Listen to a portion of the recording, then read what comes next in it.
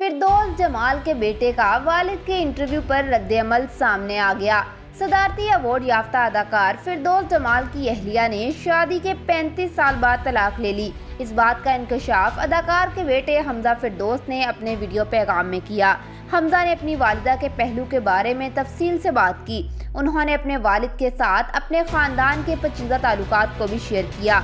उन्होंने अपने वीडियो में कहा कि अब जबकि हमारे वालिद ने हमारे ज़ाती मामलात पर इंटरव्यू दिया है तो मुझे कहानी का अपना पहलू भी बताना चाहिए। सबसे पहले मैं आपको बताना चाहता हूँ कि मेरी वालिदा ने मेरे वालिद से खुला ली है। कोई भी औरत शादी के 35 साल बाद खुला लेना नहीं चाहती। मेरी वालिदा मेरे वालिद के साथ पेचीदा रिश्ते में रही। मेरी वालिदा ने अपनी सारी ज़िंदगी खैर की उम्मीद में तकलीफ़ों और परेशानियों में गुजारी, लेकिन कुछ भी बेहतर नहीं हुआ। अदाकार के बेटे ने मज़ीद अपने वालिद की कोताहियों की तरफ इशारा करते हुए कहा कि उनके वालिद के बारे में बहुत सी बुरी आदतें थी जो उनके लिए बतौर ख़ानदान तकलीफ़दा थी, और मैंने अपने वालिद के भाइयों से भी बात की, लेकिन उन्होंने अपनी गलतियों को तस्लीम करने की बजाय अपने बच्चों और बीवी के खिलाफ चले गए।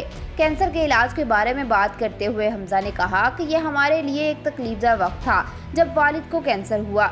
हमने उनका महंगा तरीन इलाज करवाया। किसी को इसका तज़किरा नहीं करना चाहिए क्योंकि ये बेटे होने के बाइस हमारा फ़र्ज था, लेकिन चूँकि हमारे वालिद इसका जिक्र ऐसे कर रहे थे जैसे हमने उनके इलाज के हवाले से कुछ नहीं किया, इसलिए मुझे उनकी तफसीलात आपको बतानी पड़ रही हैं। एक बेटे ने उनके इलाज के लिए पैसे भेजे, दूसरे ने अस्पताल में उनकी देखभाल की और बेटी ने भी उनकी खूब खिदमत की, लेकिन सब बेसुध रहा। बाज़िल इलाज के दौरान उनके साथ रहा। वो हमारे वालिद का जख्म देखकर बेहोश भी हो गया था। ताहम हमें अपने वालिद का इंटरव्यू देखकर बेहद तकलीफ हुई।